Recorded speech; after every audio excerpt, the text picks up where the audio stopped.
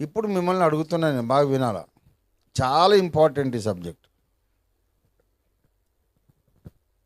కోరహు తన సమూహములో పేరు పొందిన వాడు కదా.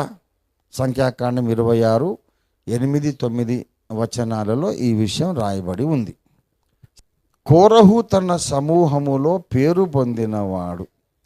ఏ సమూహం అది? ఇశ్రాయేలు సమాజములో అతడు ఘనుడుగా ఎంచబడ్డాడు. అంటే బాగా తాగి తిరిగి వ్యభిచారం చేసి అడ్డగోలుగా బతికితే ఇశ్రాయేలు సమాజంలో గౌరవనీయుడిగా ఎంచబడతాడా? లేదు కదా. అతను ఒక క్రమశిక్షణ కలిగిన వాడు, దేవుని యందు భయభక్తులు కలిగిన వాడు. కోరహు దేవుని యందు భయభక్తులు కలిగిన వాడు. ఈ సంగతి మీరు మర్చిపోవద్దు. దేవుణ్ణి లక్ష్య పెట్టని వాడు కానే కాదు. సంఖ్యాకాండం 16వ అధ్యాయము దయచేసి చూడేసి 3వ వచనం. కోరహు, దాతాన్, అబీరాములు మోషే అహరోనులకు విరోధంగా పోగుపడి, మోషే గారు అహరోను గారు మీతో మాకిక పని లేదు. ఎందుకు పని లేదు? ఎందుకంటే ఇప్పుడు ఎర్ర సముద్రం లేదుగా. అక్కడ ఈడు మగోడు కాదు, లీడర్ కాదు. ఎర్ర సముద్రం దాటి అన్నీ దాటుకొని వచ్చి ఆకాశం నుంచి మన్నా వస్తుంది, బండల్లోంచి నీళ్ళు వచ్చేసినాయి. ఇక పెద్ద క్రైసిస్ ఎక్స్పీరియన్స్లు అన్నీ దాటుకొని వచ్చారు. ఇప్పుడు అవసరం లేదు. ఏరు దాటేదాకా ఓడ మల్లయ్య, ఏరు దాటిన తర్వాత బోడి మల్లయ్య అన్నట్టు. మీతో మాకిక పని లేదు. ఈ సర్వ సమాజములోని ప్రతివాడును పరిశుద్ధుడే, యెహోవా వారి మధ్య ఉన్నాడు. యెహోవా సంఘము మీద మిమ్మును మీరేలా. అబ్బా, ఈ మాటలు ఏంటండి? ఇశ్రాయేలు సమాజం మామూలు మనుషులు కాదు బాబు, యెహోవా సంఘం. వీళ్ళందరూ ఎటువంటి వాళ్ళు అంటే, యెహోవా దేవుడు వారి మధ్యలో ఉన్నాడు, దేవుని కార్యాలు జరుగుతున్నాయి. వీళ్ళందరూ పరిశుద్ధులు గారా? మీరెందుకు లీడర్లు మధ్యలో? నీ బోడి పెత్తనం ఎవడికి కావాలి? వీళ్ళెవరు మామూలు మనుషులు కాదు, అందరూ పరిశుద్ధులే. యెహోవా దేవుని సంఘం. యెహోవా సంఘము మీద మిమ్ముని మీరు ఎలా హెచ్చించుకొనుచున్నారని మాట్లాడుతున్నాడు. ఒక్క మాటైనా దేవుణ్ణి దూషించాడా? చెప్పండి. దేవుణ్ణి దూషించాడా? దేవుని సంఘాన్ని దూషించాడా? ఇంకా హెచ్చించాడు. దేవుని సంఘాన్ని హెచ్చించాడు. దేవుణ్ణి గౌరవించి మాట్లాడుతున్నాడు. దేవుడు మా మధ్యలో ఉన్నాడని చెబుతున్నాడు. ఆ దేవదూషణ. భక్తిపరుడు మంచి క్రమశిక్షణ కలిగిన వాడు, మంచి అలవాట్లు ఉన్నాయి, చెడ్డ అలవాట్లు లేవు. తాగుబోతు కాదు, తిరుగుబోతు కాదు. అందుకే కోరహు సమాజంలో నడుస్తుంటే ప్రతి ఒక్కరు అన్న నమస్తే అని ప్రతి ఒక్కరు గౌరవించి పలకరించేవాడు. మరి అటువంటోడు నరకపాత్రమైన నేరం ఎందుకు చేశాడు? భ్రష్టత్వానికి దగ్గర దారి. ఇది ఈనాటి ప్రసంగానికి టైటిల్. భ్రష్టత్వానికి దగ్గర దారి. లేకపోతే ఇంకా కొంచెం పొడుగాటి టైటిల్ చెప్తా, రక్షణ మార్గము నుండి నరకపు మార్గానికి ఉన్న అడ్డదారి. రక్షణ మార్గము నుండి నరకపు మార్గానికి ఉన్న అడ్డదారి. ఇతడు నాయకుణ్ణి ధిక్కరిస్తున్నాడు. ఏమండి? నాయకుణ్ణి ధిక్కరించేటప్పుడు ఇతడు నీతిపరుడని అనుకుంటున్నాడు. ఈ రోజుల్లో సంఘములో కోరహు ఆత్మ పని చేస్తూ ఉంది. వినండి, కోరహు ఆత్మ పని చేస్తూ ఉంది. చాలా వ్యాపించింది, చాప కింద నీరులాగా. యెజబెలు ఆత్మ ఉన్నట్టు సంఘంలో కోరహు ఆత్మ ఉంది, బిలాము ఆత్మ ఉంది, కయ్యూను ఆత్మ కూడా ఉంది. ఈ కోరహు ఆత్మ ఉన్న వాళ్ళు ఏమనుకుంటారంటే దైవ సేవకులను పరీక్షించాలి, వాళ్ళలో లోపాలు ఉన్నాయేమో చూడాలి. వాళ్ళ లోపాలు ఉంటే మనం వాళ్ళని దిద్దుబాటు చేయాలి, లేకుంటే వాళ్ళని వదిలేసేయాలి. ఇప్పుడు నేను చెప్తున్నా, రాత్రి 1 గంటకు దేవుడు నాకు చూపించాడని చెప్పాను. ఇంతకుముందు నేను ఏదో ఒట్టిగా మాట్లాడాను. ఒక పొరపాటున ఒక మాట నా నోటి నుంచి వచ్చిందంటే నిత్యత్వం అంతా నేను కట్టుబడి ఉంటాను ఆ మాటకు, నో కాంప్రమైజ్. దేవుడే దిగొచ్చిన తర్వాత కూడా ఇప్పుడు చెప్పిన మాట కట్టుబడి ఉంటాను నేను. రాత్రి 1 గంటకు దేవుడు మాట్లాడాడని చెప్తున్నాను. ఎందుకంటే ఒక ఫేస్బుక్లో ఒక పోస్టింగ్ నేను చూశాను. ఒక క్రైస్తవ విశ్వాసి ఒక పోస్టింగ్ చేశాడు. అయితే డైరెక్ట్గా అతన్ని ఎవరో కనుక్కొని అతనితో మాట్లాడదాం అనుకున్నాను నేను. దేవుడు అన్నాడు, వద్దు, అతనితో మాట్లాడడం కాదు, ఇది ఒక్కడికి ఉన్న ప్రశ్న కాదు, కోట్ల మందికి ఉన్న ప్రశ్న. కోట్ల మందికి ఉన్న ప్రశ్న. ఒక్కడితో మాట్లాడితే సమస్య తీరదు. కోట్ల మందికి ఉన్నటువంటి ఆలోచన విధానం కనుక ఒక ప్రసంగమే చెయ్యి అని దేవుడు నాకు నైట్ 1 గంటకు బయలుపరిచాడు. ఆ ఫేస్బుక్లో పోస్టింగ్ ఏమిటంటే, కొంతమంది కాపరులు, పాస్టర్లు తాము బోధిస్తున్న విషయాల ప్రకారం వాళ్ళే ప్రవర్తించటం లేదు, వాళ్ళు బోధిస్తున్న ప్రసంగాల ప్రకారం వాళ్ళే జీవించటం లేదు. అలాంటి వాళ్ళ విషయంలో మనం ఎలా ప్రవర్తించాలని బైబిల్ బోధిస్తున్నది, మీ కామెంట్ పెట్టండి. చాలా విచారము, విచిత్రము, ఆశ్చర్యం, దిగ్భ్రాంతి కలిగింది నాకు. దిక్కులు తారుమారైనంత పరిస్థితి కలిగింది. అసలు ఫస్ట్ ఆఫ్ ఆల్ ప్రసంగికులు, బోధకులు, సంఘ కాపరులు వారి ప్రవర్తనలో వారు సరిగా లేకపోతే వారిని గూర్చి ఏమి చేయమన్నది బైబిల్ అంటున్నాడే. అసలు దైవజనుల ప్రవర్తన బాగోలేకపోతే అది నువ్వు చూడమని అసలు బైబిల్లో ఎక్కడుంది? దైవజనుల ప్రవర్తనను చూడు, పరిశోధించు, లోపాలుంటే దానికి రియాక్ట్గా అని బైబిల్లో ఎక్కడుంది? బైబిల్లో ఒక్క చోట కూడా రాయలేదు. మీ నాయకులను పరీక్షించు, మీ మీద ఉన్న సంఘ కాపరులను పరీక్షించు, వాళ్ళు లోపాలుంటే నువ్వు తిరగబడు, లేకుంటే వాళ్ళని వదిలేసి వెళ్ళిపో. ఫలానా పాస్టర్ గారు ఒకటి చెప్తాడు, ఇంకోటి చేస్తాడు, కానీ ఈ సంఘం వదిలేస్తా అని వెళ్ళిపో అని బైబిల్లో ఎక్కడ లేదు, లేదు, లేదు. ఉల్టా బైబిల్లో ఏముందో తెలుసా?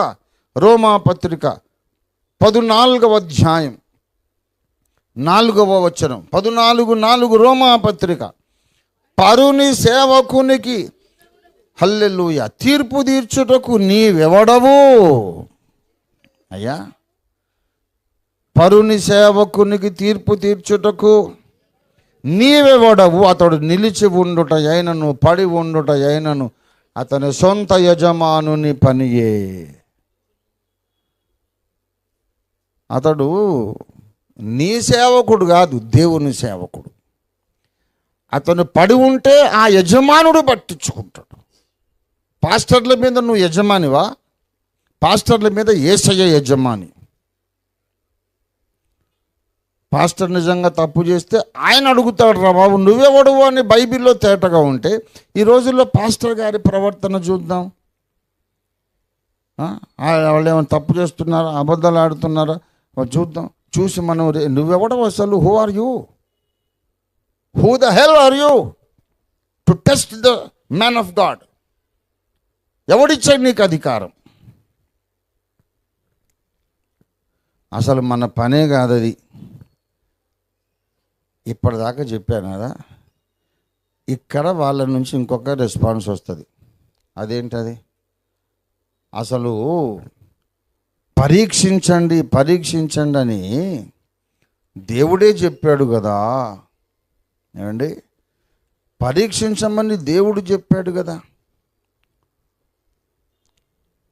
మరి పాస్టర్లను గుడ్డిగా వెంబడించు అంటే వాడు ఏం చేసినా ఇక మనం వెంబడిస్తామా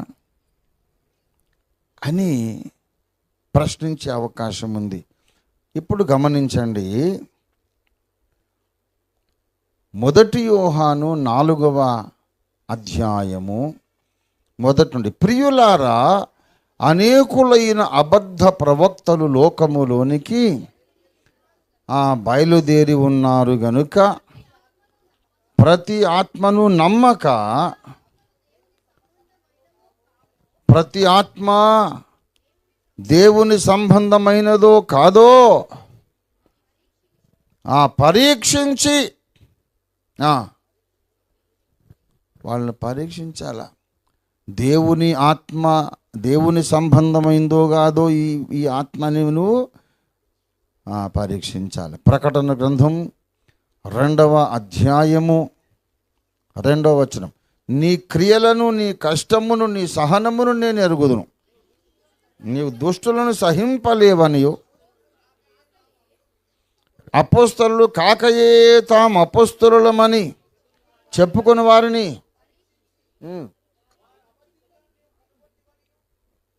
వారు అబద్ధికులని నీవు కనుగొంటివనియు నేను ఎరుగుదును. అపోస్తలులు కాకయ్యే అపోస్తలులను చెప్పుకునే వాళ్ళను నువ్వు పరీక్షించావు. అలాగే అనేక మంది అబద్ధ ప్రవక్తలు లోకములోనికి బయలు వెళ్ళి ఉన్నారు. 2వ పేతురు 2వ అధ్యాయం 1వ వచనం, మరియు అబద్ధ ప్రవక్తలు ప్రజలలో ఉండిరి, అటువలనే మీలోను అబద్ధ బోధకులుందురు. వీరు తమ్మును కొనిన ప్రభువును కూడా విసర్జించుచు తమకు తామే శీఘ్రముగా నాశనం కలుగజేసుకొనుచు నాశనకరమైన భిన్నాభిప్రాయములను రహస్యముగా బోధించుదురు. కనుక అబద్ధ బోధకులు ఉంటారు. అపోస్తలులు కాకయే తాము అపోస్తలులమని చెప్పుకునే వాళ్ళు ఉంటారు. ప్రియులారా,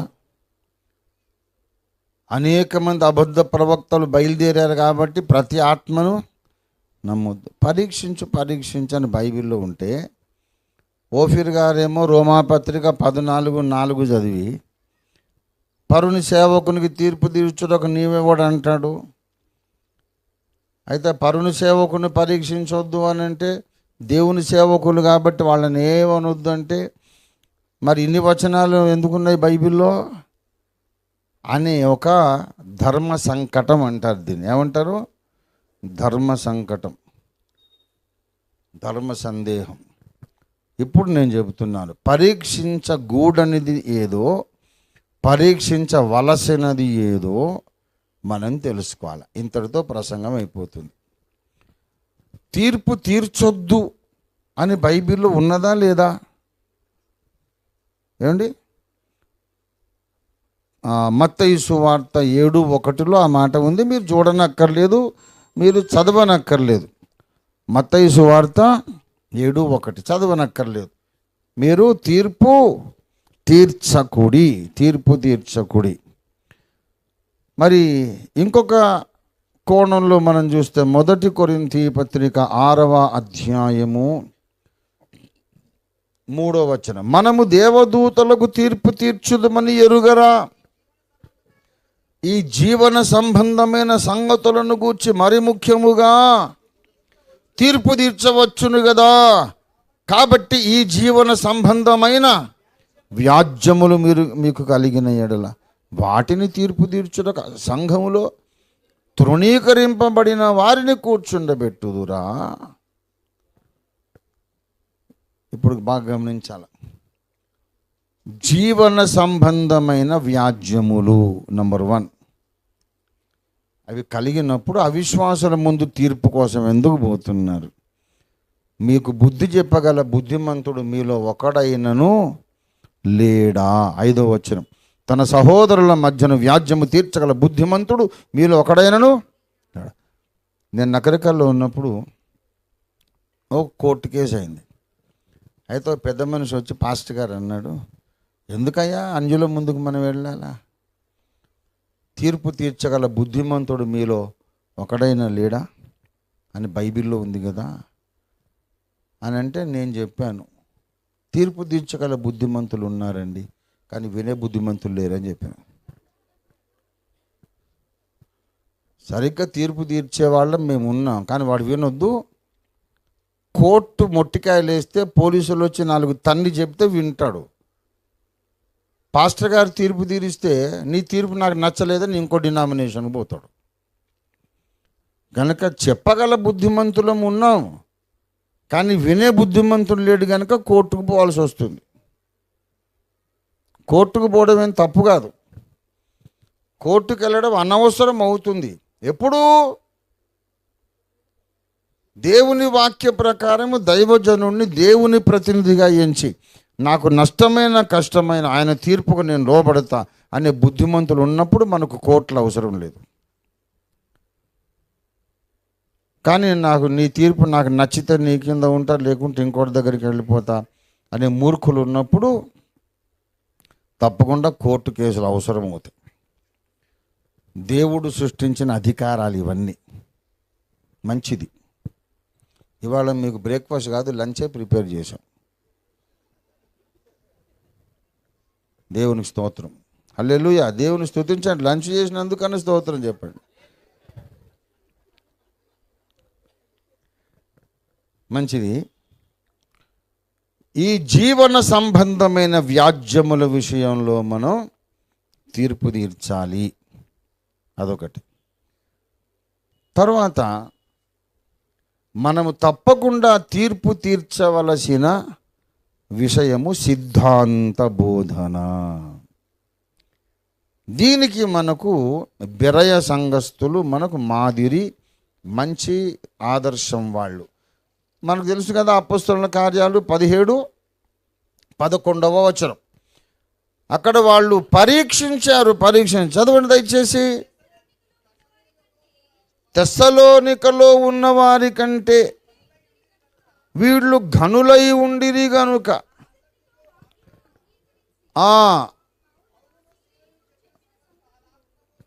ఏమండి, పౌలు శీలా చెప్పిన సంగతులు అలా ఉన్నవో లేదోనని ప్రతి దినము లేఖనములను పరిశోధించింది. అంటే వాళ్ళ బోధలకు వీళ్ళు తీర్పు తీరుస్తున్నారు.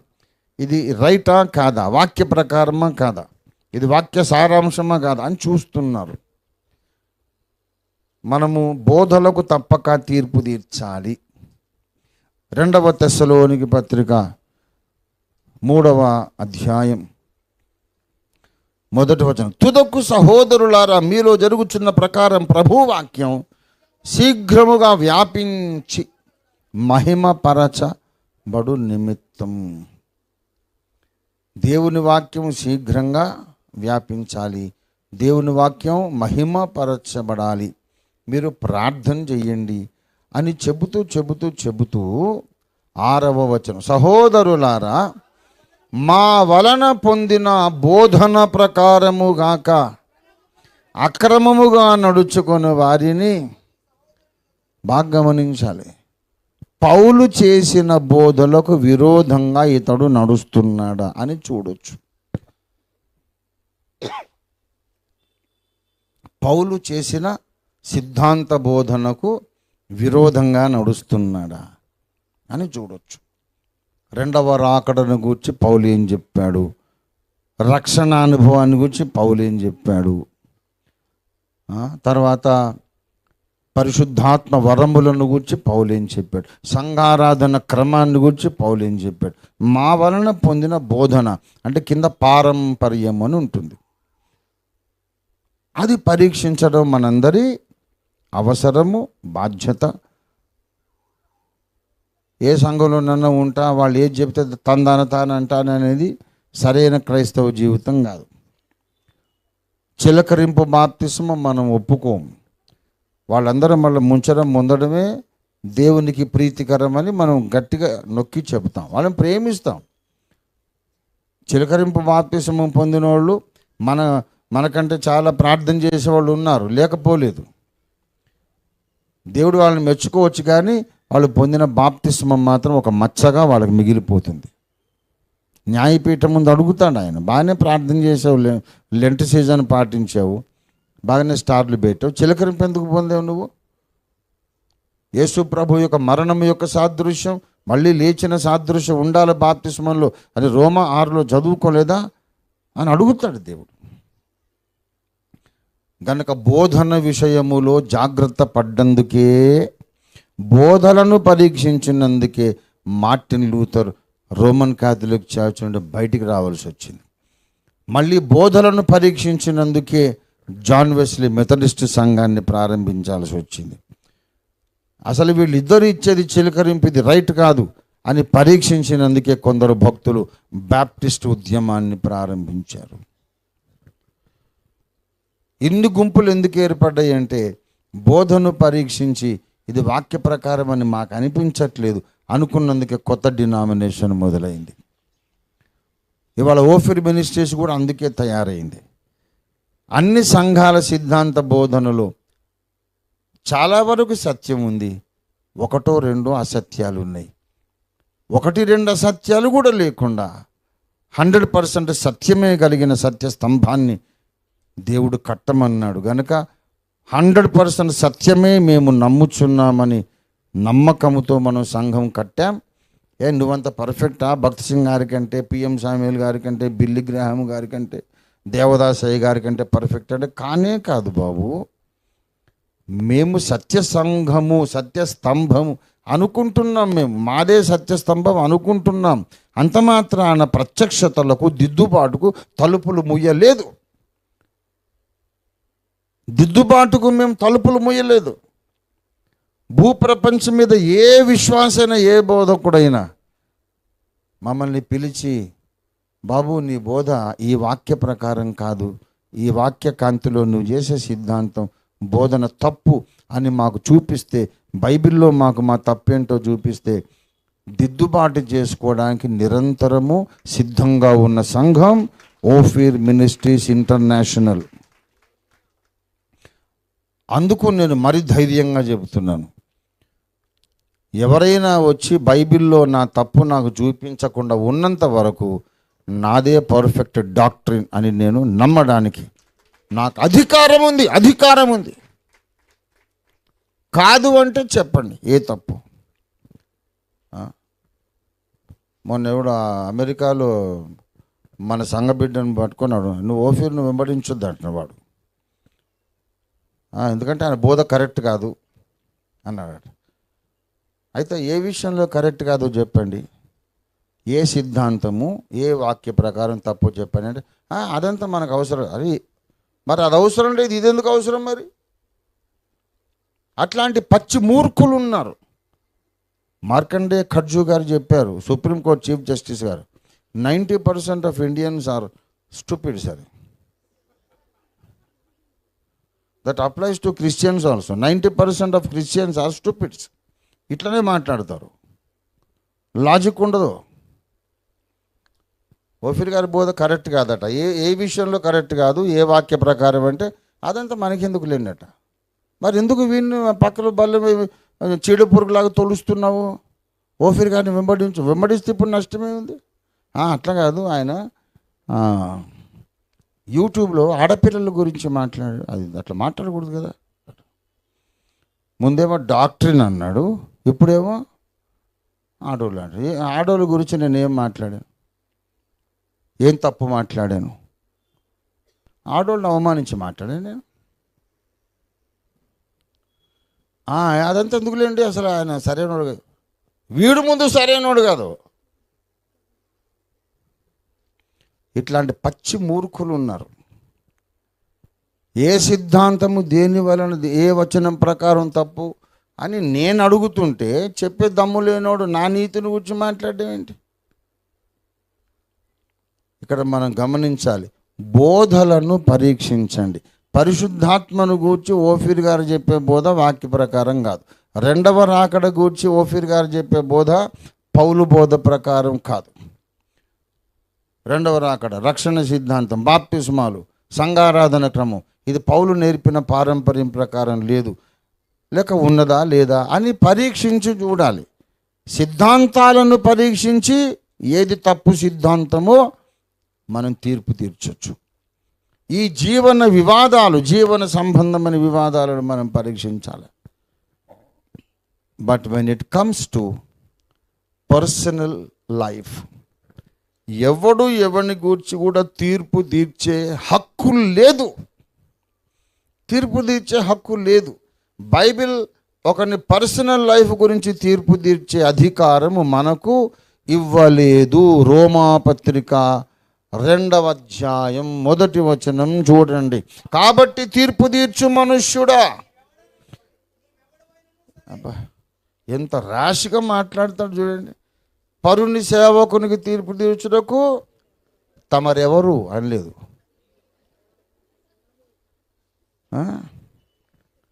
తమరెవరండి అనలేదు, నువ్వెవడవరా అన్నాడు. పరుని సేవకునికి తీర్పు తీర్చడం నువ్వెవడు. ఇక్కడ ఏమన్నాడు? తీర్పు తీర్చు మనుష్యుడా తమరెవరైనను, నీవెవడవైనను నిరుత్తరుడవై ఉన్నావు. ఏలయనగా దేని విషయములో ఎదుటి వానికి తీర్పు తీర్చుచున్నావు, దాని విషయంలో నీవే నేరస్తుడవని తీర్పు తీర్చుచున్నావు. ఏలయనగా తీర్పు తీర్చు నీవును అట్టి కార్యములని చేయుచున్నావు కావా. ఫలానోడు మంచోడు కాదు, వ్యభిచారి అని ఎవడు ప్రచారం చేస్తాడు తెలుసా? ఏ నలుగురిని పెట్టుకున్నాడే. ఏమండి, మర్యాదగా పరిశుద్ధంగా బ్రతికినోడు ఒక్కడు కూడా నన్ను విమర్శించడు. ఎక్కువ మాట్లాడి ఓవర్ యాక్షన్ చేస్తుంటే వాని మీద ఎంక్వైరీ పెడితే వానికి 3 చిన్నిళ్ళు ఉన్నాయి. ఎవడైతే పాపంలో బ్రతుకుతాడో వాడు ఎదుటివాణ్ణి పాపాన్ని గూర్చి, ఎదుటివాణి నీతిని గూర్చి మాట్లాడతాడు. నీతిమంతులను గూర్చి నేను రాశాను కదా, నీతిమంతుని కొన్ని లక్షణాలు ఉండాలి. యోసేపు మరియను అవమానపరచ మంతుడు జ్ఞానవంతుడై నడుచుకుంటాడు. ఆ జ్ఞానమంతా ఏంటంటే ప్రతి ఒక్కరికి వెనక కూర్చొని వాడు మలద్వారం దగ్గర మంచిగా వాసన లేదని చెప్పడం కాదు. దైవజనుడు నీకు దొరికితే ముందు కూర్చొని బోధ వినాలి, వెనుక కూర్చొని అశుద్ధం పోగు చేసుకోవద్దు. అసలు వెనకగా ఎవడు బొమ్మన్నాడు నేను ముందు కూర్చొని వాక్యం వినమంటే? అందుకని ఎప్పుడు ప్రసంగికుడు వెనక ఎవరిని ఉండనేడు.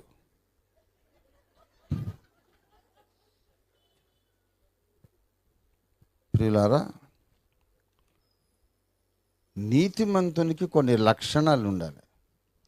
వాడు జ్ఞానవంతుడు గనక ఏం చేస్తాడంటే స్వంత నీతిలో అతిశయించకుందురు. సిగ్గుపడనక్కరలేని పనివారెవరు దైవ తీర్పులో సిగ్గునొందకుందురు. ఎవరంటే క్రీస్తుని తమకు నీతిగా ధరించారు. పౌలు అన్నాడు, నా స్వంత నీతిని గాక క్రీస్తునందు దేవుడిచ్చే ఆ నీతిని కలిగి నేను న్యాయపీఠం ముందు అగపడు నిమిత్తము అన్నాడు.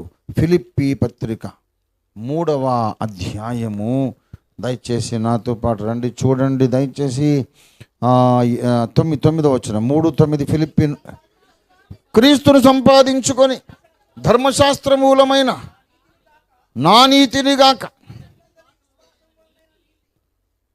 క్రీస్తునందలి విశ్వాస మూలమైన ఆ నీతిని, అనగా విశ్వాసాన్ని బట్టి దేవుడు అనుగ్రహించు నీతిగల వాడనై అగపడు నిమిత్తం, అంటే కనబడు నిమిత్తం, అంటే ఎక్కడ న్యాయపీఠము ఎదుట కనబడినప్పుడు నా స్వనీతి కాదు, క్రీస్తునందు దేవుడు ఉచితంగా ఇచ్చే నీతిని కలిగి అక్కడ కనబడాలి అన్నాడు పౌలు. అది జ్ఞానం. నాదేమున్నది ప్రభువా, నేనేం పెద్ద నీతిమంతుణ్ణి కాదు, నీ కుమారుణ్ణి ధరించుకున్నాను కదా, అదే నా నీతి అని చెప్పగలిగిన వాడు తలెత్తుకొని నిలబడతాడు న్యాయపీఠం ముందు. స్వనీతి దేవునికి ప్రీతికరము కాదు, దేవుడు మెచ్చుకోడు. నీ స్వనీతే కనుక సరిపోతే యేసు సిలువలో మరణించడం వేస్ట్, నీతి బోధలు చేసి వెళ్ళిపోవచ్చు. ఎంత నీతిగా బ్రతికినా నీ స్వనీతి కయ్యూను సమర్పించిన బెండకాయల వంకాయలతో సమానం. భక్తులను పరిశీలించాలి నిజమే. ఎందుకు పరిశీలించాలంటే అతడు మంచోడు కాదని తిరుగుబాటు చేయడానికి, లోపాలు ఎన్నడానికి కాదు, దీన్ని అనుసరించడానికి, వారి ప్రవర్తన ఫలమును జాగ్రత్తగా పరిశీలించి వారి విశ్వాసాన్ని అనుసరించడానికి. హెబ్రీ పత్రిక 13వ అధ్యాయము 7వ వచనం. మీకు దేవుని వాక్యము బోధించి మీపైన నాయకులుగా ఉన్న వారిని జ్ఞాపకం చేసుకొని వారి ప్రవర్తన ఫలమును శ్రద్ధగా తలంచుకొనొచ్చు. అబ్బబ్బబ్బా, ఎంత చక్కటి మాట. వారి ప్రవర్తన ఫలమును.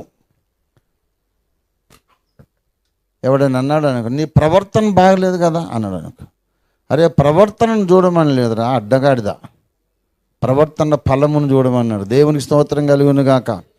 పండు మంచిదైతే చెట్టు మంచిది. మామిడి పండు ఫలించినప్పుడు అది ఏం చెట్టు అయి ఉండాలి? జామ చెట్టు కాదు. పండు మామిడి పండే కానీ ఈ చెట్టు జామ చెట్టు అన్నోడు ఎంత తిక్కలోడో,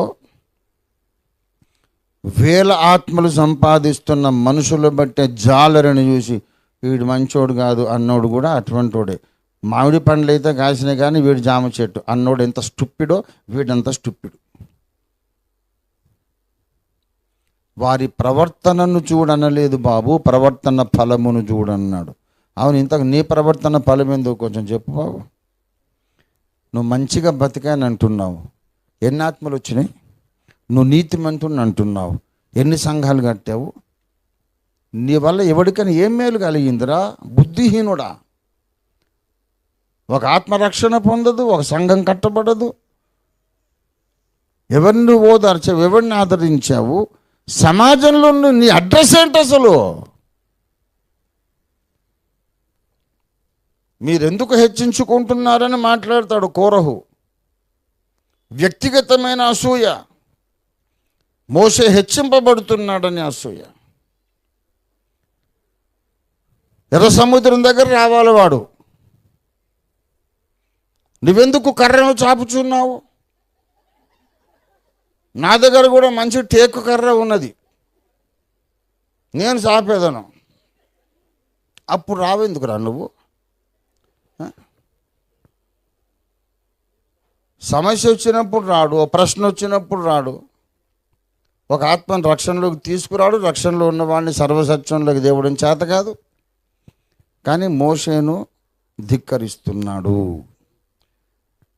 మోషే మంచోడో కాదో, మోషే ప్రవర్తన యొక్క ఫలం ఏంటో తెలుసా?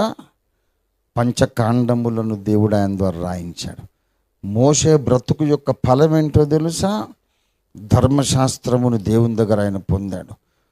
మోషే ప్రవర్తన యొక్క ఫలం ఏమిటంటే ఇశ్రాయేలు ప్రజలు విమోచింపబడ్డారు. దేవునికి స్తోత్రం కలుగును గాక.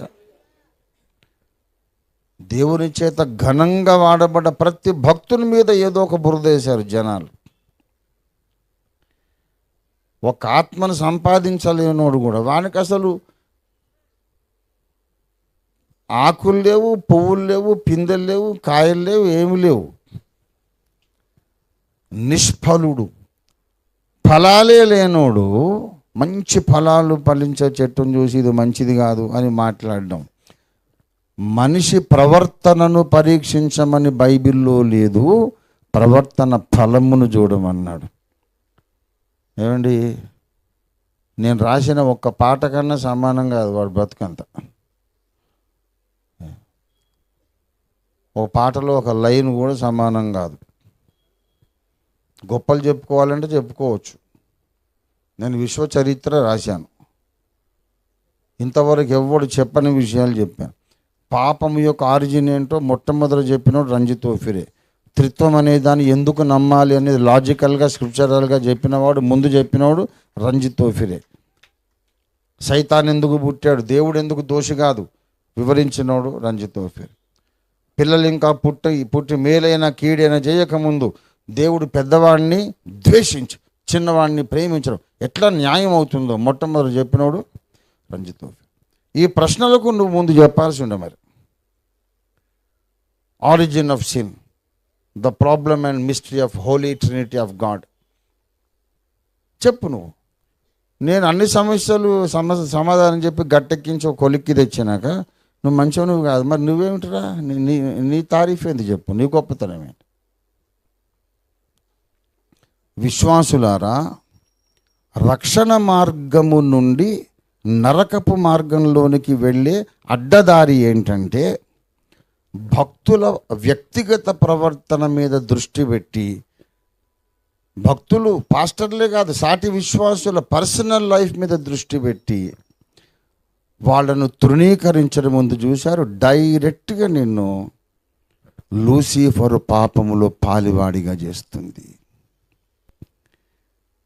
నువ్వు పరీక్షించాల్సిందే, సిద్ధాంతాలు పరీక్షించి. ఎన్నోసార్లు నేను చెప్పాను, నా బోధను పరీక్షించండి, నా బోధను పరీక్షించండి.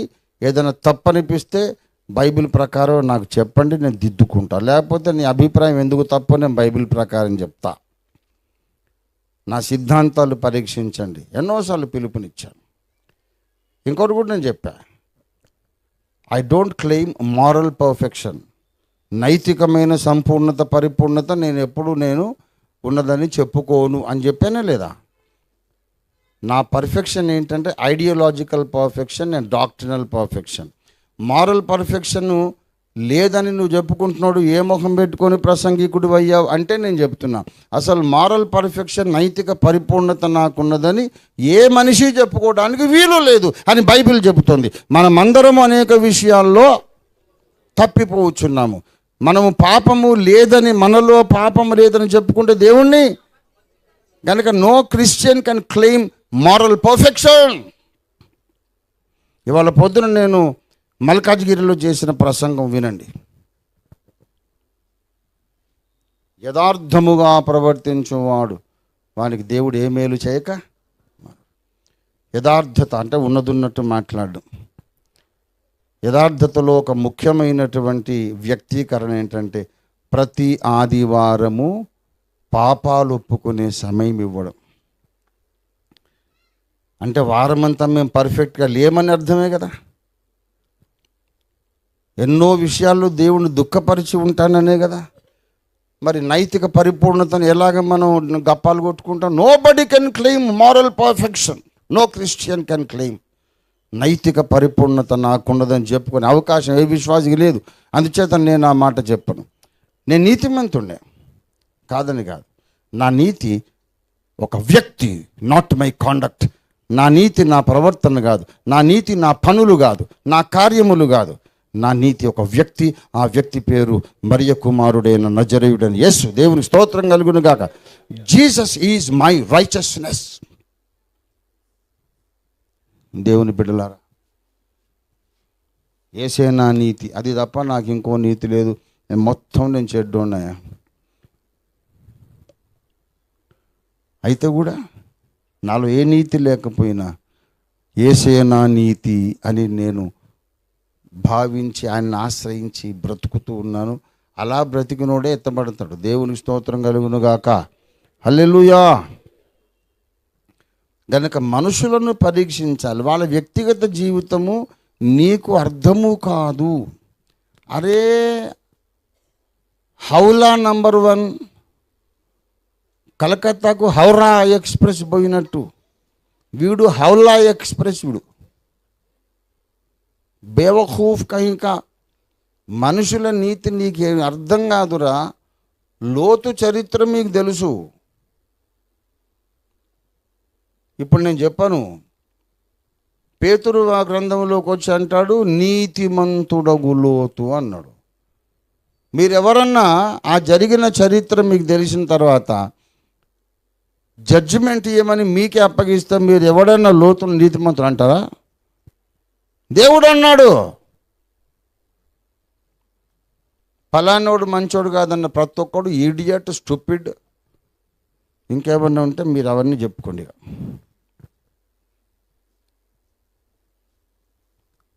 అబ్రహాం సరే పొరపాటు అయింది, హాగరుని చేసుకున్నాడు, హాగరుని ఇష్మాయిల్ని పంపించేశాడు.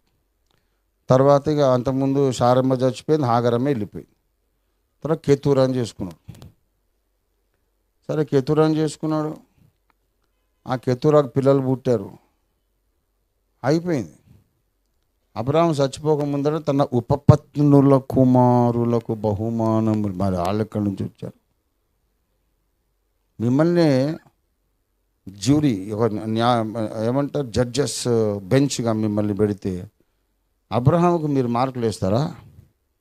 తప్పకుండా మీరు వేయరు. ఆయన ఏం భక్తుడండి, ఒకటి పోతే ఒకటి, ఒకటి పోతే ఇదే పని ఆయనకు. ఆ మాత్రం శరీరం చంపుకోలేడా? అదేం మంచి మాదిరండి అని అంటాం. కానీ దేవుడు అంటాడు, నా స్నేహితుడైన అబ్రహాము సంతానం. అబ్రహాము నా స్నేహితుడు. దేవుడు ఆయనను స్నేహితుడు అన్న తర్వాత, ప్రభువా ఆయన క్యారెక్టర్ మంచిదా ప్రభువా అని అంటే గూబ పగిలిపోతుంది. ఎవట్రా నువ్వు? సుప్రీంకోర్టు ఒకరిని నిర్దోషి అని ప్రకటించినాక హైకోర్టు ఉండి వాడు దోషి అన్నదనుకోండి, ముందు ఆ జడ్జిని డిస్మిస్ చేస్తారు. కంటెంప్ట్ ఆఫ్ కోర్ట్, అది కోర్టు ధిక్కారము. సుప్రీంకోర్టు ఇచ్చిన జడ్జిమెంట్ తర్వాత కింది కోర్టులు మాట్లాడొద్దు. సుప్రీంకోర్టు అబ్రహామును నీతిమంతుడు అన్నాక, లోతును నీతిమంతుడు అన్నాక కింది కోర్టులు నోరెత్తొద్దు. గనక మరి ఏ పాయింట్ ప్రకారం దేవుడు వాళ్ళని నీతిమంతుడు అన్నాడంటే, అంత జ్ఞానం మీకు లేదు, మీకు అర్థం కాదురా. వ్యక్తిగత విషయాలకు తీర్పు తీర్చే ఆ బాధ్యత నాకు వదిలేసేయండి. పర్సనల్ లైఫ్కు తీర్పు తీర్చే బాధ్యత నాకు అప్పగించండి, అది నాకు తెలుసు. మోసే సంగతి ఏంటిది? కూషు దేశపు స్త్రీని పెళ్లి చేసుకుంటే ఆ స్త్రీని బట్టి సంఖ్యాకాండం 12లో మోషే, అహరోను, మిరియానుము మోషేకి విరోధంగా మాట్లాడు. ఒట్టుగానే మాట్లాడలేదు, బికాస్ ఆఫ్ దట్ కూషైట్ ఉమన్. మనమే ఆ రోజు ఉంటే తప్పకుండా ఈ మిరియాం డినామినేషన్లోనే ఉంటాం మనం. నిజమేనండి, ఆయన సంగతి అంత బాగలేదండి, మీలో నాయకుడైన వాడు, రాజు అయిన వాడు అన్య స్త్రీని పెళ్లి చేసుకోవద్దు అని మంచిగా ఇంత పొడుగు ధర్మశాస్త్రంలో రాశాడు. ఆయన పోయి ఇస్రాయేల్, అసలు భార్య ఎందుకండి, ముసలోడు 100 ఏళ్ళు అయిపోయింది. సరే పోనీ భార్య కావాలనుకో, ఇస్రాయేల్లో లేరా అమ్మాయిలు? కూషు దేశపు స్త్రీ అట. మంచి మాదిరా, రాజులు ఎవరు అన్య స్త్రీని పెళ్లి చేసుకోవద్దని చెప్పిన ఆయనే అన్య స్త్రీని చేసుకున్నాడు. మరి తప్ప కాదా? అది తప్ప కాదా అంటే అసలు ఆ టాపిక్ నువ్వు ఎత్తడమే పెద్ద తప్పు.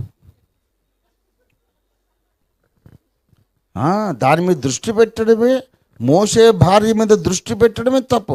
ఎవరి భార్యను వాడు చూడాలి, కానీ ఆయన భార్యను ఎందుకు చూస్తున్నారు అందరూ? That is none of your business.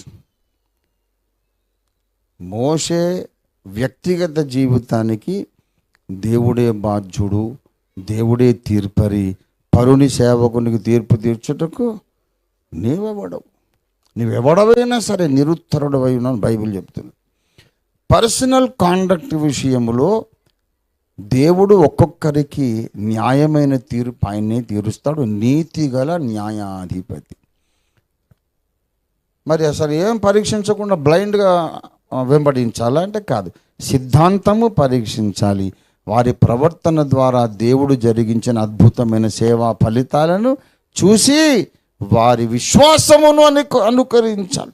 సిద్ధాంతపరంగా భక్త సింగ్ గారికి నాకు కొంత విభేదం ఉంది. 2వ రాకడ విషయం, పరిశుద్ధాత్మ వరాల సంగతి.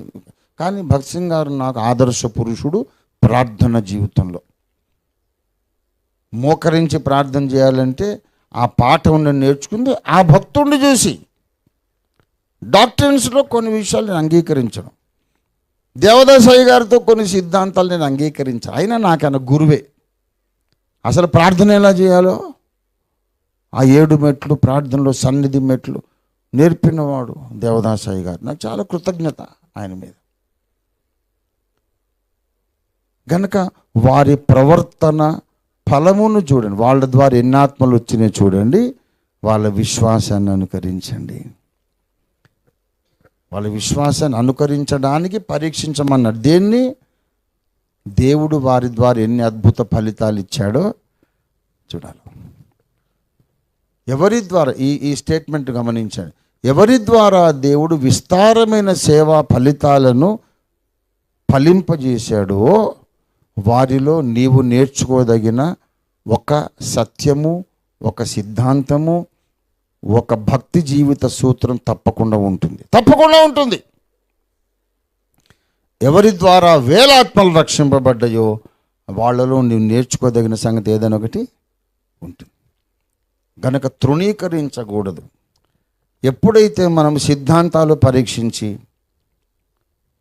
తర్వాత ఈ జీవన వివాదాలు అన్ని వ్యాజ్యములు తీర్పు తీర్చి పనిలో పనిగా దైవజనుడి వెనుకకు కూడా పోదాం అనుకుంటే మాత్రం అది అడ్డదారి నరకానికి.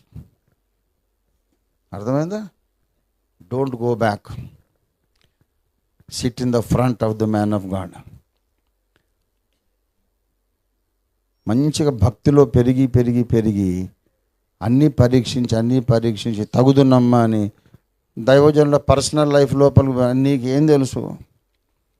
వాళ్ళ జీవిత స్థితిగతులు, వాళ్ళ సమస్యలు, వాళ్ళ బయోలాజికల్ సిచ్యువేషన్, వాళ్ళ శరీరంలో ఉన్న శోధన, వాళ్ళకి సమాజంలో ఉన్నటువంటి శోధన, వాళ్ళకున్న హృదయంలో ఉండే గాయాలు, వాళ్ళ వేదన, వాళ్ళు పొందిన నష్టాలు నీకు ఏమి తెలుసా? నీ ఫోటో గుర్తుపడతావు అంతే. ఎవరి జీవిత స్థితిగతులు ఇంకోరికి పూర్తిగా తెలియదు. అందరి జీవిత స్థితిగతులు దేవునికి ఒక్కనికే తెలుసు.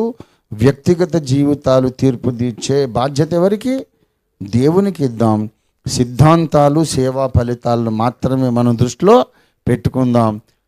ప్రతి ఒక్కరిలో నుంచి నువ్వు నేర్చుకోవలసిన పాఠం ఉంది. విలియం కేరీలో ఒక పాఠం, రవి జకరేజ్ గారిలో ఎన్నో పాఠాలు, బిల్లీ గ్రహాం గారిలో ఎన్నో పాఠాలు, చార్లెస్ స్పర్జన్ గారు, ఏమండి జాన్ వెస్లీ గారు, మార్టిన్ లూథర్ గారు, భక్త్ సింగ్ అయ్య గారు, దేవదాసయ్య గారు, అందరిలో పాఠాలు నేర్చుకో.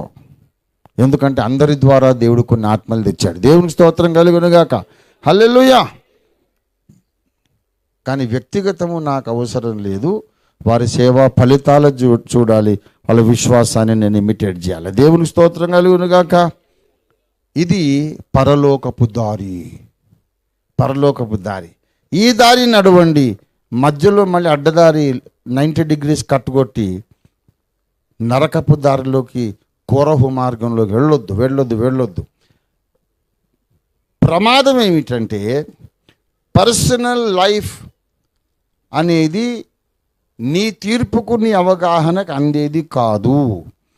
కానీ వాక్యకాంతిలో పౌలు శీల బోధలను బెరయ విశ్వాసులు పరీక్షించినట్టు పరీక్షించుకో.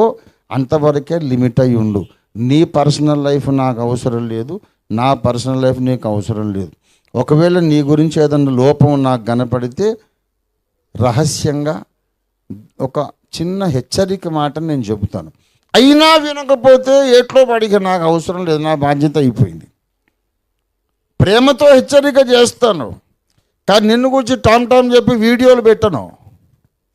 అందరి వీడియో ఏసై పెడతాడు పైన. దేవుని బిడ్డలారా, చాలామంది ఇప్పటికే ఈ కోరహు పాపంలోకి వెళ్ళిపోయారు. కోరహు ఆత్మ సంఘంలో పనిచేస్తుంది. సంఘం అంటే ఈ సంఘం కాదు, సార్వత్రిక క్రైస్తవ సమాజములో కోరహు ఆత్మ పనిచేస్తూ ఉంది. ఆ కోరహు ఆత్మ ఎవరిలో ఉందో ఎట్లా తెలుస్తుందంటే, అయ్యగారి బోధను బైబిల్ కాంతిలో పరీక్షిద్దామనే దృష్టి పోయి కొంచెం పక్కకి వెళ్ళిపోయి ఆయన కొంచెం వెనుకకు కూడా పోదాం, అనే మైండ్ రాగానే ఏ రూట్లోకి వెళ్ళిపోయావు నువ్వు? పరలోక మార్గము నుండి అడ్డదారిలో నరకపు దారిలోకి వెళ్ళిపోయావు. కోరహులాగా నువ్వు తప్పకుండా కోరహుని చూసి అదృష్టం దేవుడు నీకు కలిగిస్తాడు. పాతాళంలో వాడు ఉన్న దగ్గర పక్కకు పోయి నువ్వు కూడా చేరుతావు 100%. ఎందుకంటే యూదా భక్తుడు మనకు నేర్పిస్తున్నటువంటి పాఠం ఇది. దేవునికి స్తోత్రం కలుగును గాక. గనక ఈ 3 పాపాలు మనం చేయొద్దు. తర్వాత మనం హనోకు వలె దేవునికి ఇష్టలమై బ్రతకాలి. ఏలియా వలె యెజబెలు మీద యుద్ధం చేసే వాళ్ళమే మనం బ్రతకాలి. అప్పుడే రాకడలో ఎత్తబడతాం. దేవుడి వాక్యాన్ని మన వినికిడిలో ఆశీర్వదించునుగాక. రండి ప్రార్థన చేసుకుందాం. ప్రభువా నీకు వందనాలు వందనాలు వందనాలు కలిగిన మా మహాపరిశుద్ధ తండ్రి, ఆనందమయ పరలోకము నుండి మా కొరకు దిగిరానయ్యున్న యేసయ్యా, మహిమానంద ప్రపంచంలో నుండి మా కోసం దిగి వచ్చి ఆ నిత్యానంద మహిమానంద ప్రపంచంలోకి మమ్మల్ని తీసుకెళ్ళడానికి రాబోతున్న మా పరిశుద్ధ తండ్రి, మా రక్షకుడా, నీ రాకడను మేము మిస్ కాకుండా సహాయం చేయండి అయ్యా. ఒక బస్సు మిస్ అయితే, ట్రైన్ మిస్ అయితే, ఫ్లైట్ మిస్ అయితే ఎంతో బాధపడతాం. బోలెడు డబ్బులు వేస్ట్ అయిపోయినాయి అని, పని పాడైపోయిందని. కానీ నీ రాకడ మిస్ అయితే నిత్యత్వం అంతా నష్టపోతాం తండ్రి. అయ్యా సహాయము చేయండి. నీ రాకడ మేము మిస్ కాకుండా ఉన్నట్లు కయ్యను పాపం, బిలాము పాపం, కొరహు పాపం, ఈ 3 పాపాలకు దూరముగా ఉండే జ్ఞాన హృదయం మాకు దయచేయండి మా ప్రభువా. అలాగే కొరహు పాపాన్ని గూర్చి విపులంగా మాకు బోధించారు. భక్తులను పరీక్షించమంటే సిద్ధాంతాలు, బోధన పరీక్షించాలి కానీ ప్రవర్తనను పరిశీలించడం కాదు, ప్రవర్తన ఫలాలే చూడమన్నావు తండ్రి. ఈ స్పష్టత ప్రతి విశ్వాసికి, ఓఫిర్ మినిస్ట్రీస్ కుటుంబ సభ్యులందరికీ ఈ స్పష్టత ఇవ్వండి. భక్తుల ప్రవర్తనను కాదు, ప్రవర్తన ఫలాలు పరిశీలించి వాళ్ళలో మేము ఏమి నేర్చుకోదగిందో చూసుకొని వారి విశ్వాసం అనుసరించమన్నావు.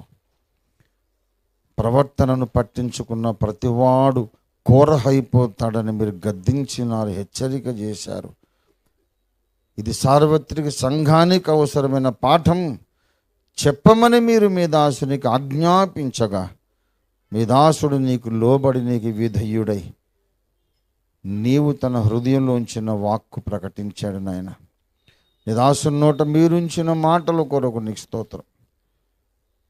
ఓఫిర్ మినిస్ట్రీస్ కుటుంబ సభ్యుల్లో కానీ, సార్వత్రిక ప్రపంచవ్యాప్త క్రైస్తవ సమాజం అనబడిన దేవుని కుటుంబంలో కానీ ఈ కడవరి తరంలో ఏ ఒక్కరూ కోరహుగా మారకుండా అందరూ వ్యక్తిగత జీవితాలను గూర్చిన పరిశీలన మానుకొని సిద్ధాంత పరిశీలనలో నిమగ్నమై సత్యస్తంభముగా రూపొందుటకు సహాయం చేయమని యేసు అద్భుత నామంలో స్తుతించి ప్రార్థిస్తున్నాం తండ్రి.